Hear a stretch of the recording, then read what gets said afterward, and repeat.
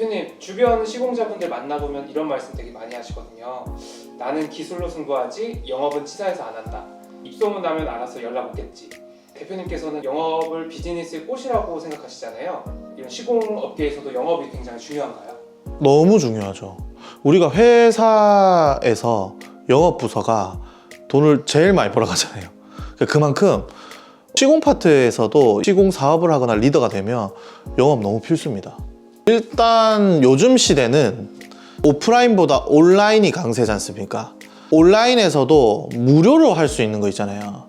SNS를 하더라도 다 무료잖아요. 광고를 태우지 않는 것들은 최대한 많이 하는 게 좋습니다. 본인이 시간을 써서 가장 많이 할 수 있는 것들, 노출 빈도수가 높은 것이 굉장히 유리합니다.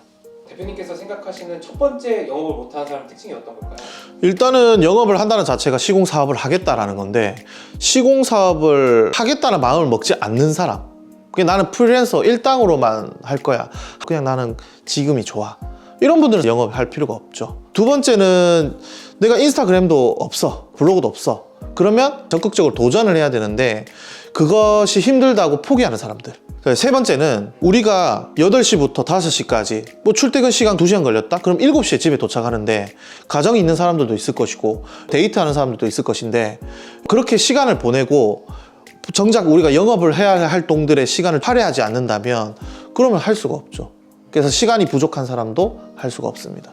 이게 기술만 좋다고 해서 시공자로서 성공하는 건 절대 아니죠. 네, 나를 알려야 되잖아요. 내 업체를 알려야 되기 때문에 노출 빈도수잖아요. 결국 나를 알리려면 온라인이 됐든 오프라인이 됐든 어쨌든 영업밖에 없습니다. 대표님께서 초반에 가장 효과를 보셨었던 영업에 관련된 팁이 있다면? 일단 블로그죠. 블로그는 글을 쓰잖아요. 글을 쓰기 때문에 고객이 그 글을 보고 신뢰를 얻습니다. 그래서 처음에는 무조건 글입니다. 블로그를 처음에 글을 쓰면 제가 한 5시간씩 걸렸어요. 근데 그게 빨라지면 1시간도 걸리고 그렇게 하는 건데, 블로그가 가장 좋고요. 그 다음에 요즘엔 젊은 사람들도 많고 하니까, 그리고 저희가 리모델링 시장 가면 기능적인 것보다 디자인적 요소로 많이 바꾸잖아요. 그러면 그 디자인적 요소를 찾는 사람은 50대, 60대보다는 신혼부부 세대들이 많습니다. 그런 분들이 가장 SNS에 노출되어 있는 곳들, 인스타그램이라든지 뭐 유튜브라든지 그런 쪽으로 공략을 하면 좋습니다. 기술도 배우랴, 블로그도 쓰랴, 인스타도 쓰랴 되게 어려울 것 같은데 블로그를 잘 쓰는 팁 같은 게 있을까요? 수강생분들이 오시면 늘 하는 말인데, 상위 노출이라든지 그런 거 신경 쓰지 말고 항상 일기식으로 써야 돼요. 우리가 처음에는 현장 용어도 모르잖아요. 하나의 예시로 입문자가 와서 현장을 갔는데 그 입문자는 밑작업하고 쓰레기 청소하고가 다예요. 그 사람이 오늘 들어가는 원단의 넘버까지는 파악할 필요는 없거든요. 블로그 쓰는 조공은 달라요. 원단을 넘버를 파악하고 그 리더가 고객이랑 어떤 대화를 하고 있는지, 그 모든 용어와 스크립트들이 다 일기식으로 쓴단 말이죠. 그러면 같은 조공이라도 성장세가 달라져요. 그래서 일기식으로라도 블로그를 쓰는 것이 본인이 앞으로 커리어를 쌓는 데 있어서 좋을 것이다. 저는 그렇게 바라봅니다. 인스타도 되게 하기 어려울 것 같은데 네. 작업 현장 같은 걸 올리는 건가요? 블로그보다 훨씬 쉽죠. 왜냐하면 사진만 찍고 글은 간단하게 적지 않습니까?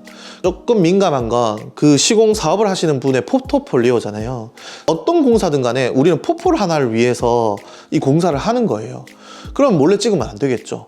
허용된다면 찍으면 너무 좋고, 안 된다면 블로그 일기씩 쓰는 것처럼 그 과정들을 기록하는 것도 좋다고 생각합니다.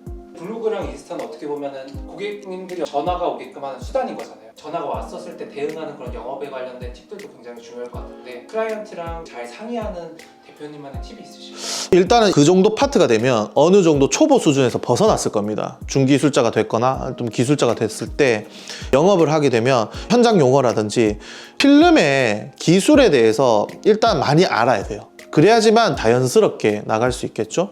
그리고 제 방식 중에 하나는 많이 듣습니다. 그러니까 내가 기술자라서 내 말만 하는 것이 아니라 일단 먼저 많이 들어요. 많이 듣고 그것의 솔루션을 제공을 하는 거죠. 그게 되게 중요하거든요. 경청하는 자세가 제일 중요하고, 그리고 말할 때 확실하게 말하는 게 좋습니다. 그래서 그런 부분들에 오히려 고객님들은 아, 이 사람 진짜 전문가구나, 그런 것들을 느끼게 해주는 게 좋습니다. 그래서 목소리 톤이라든지 그런 부분들도 자신감 있게 가져가는 것도 하나의 방법입니다.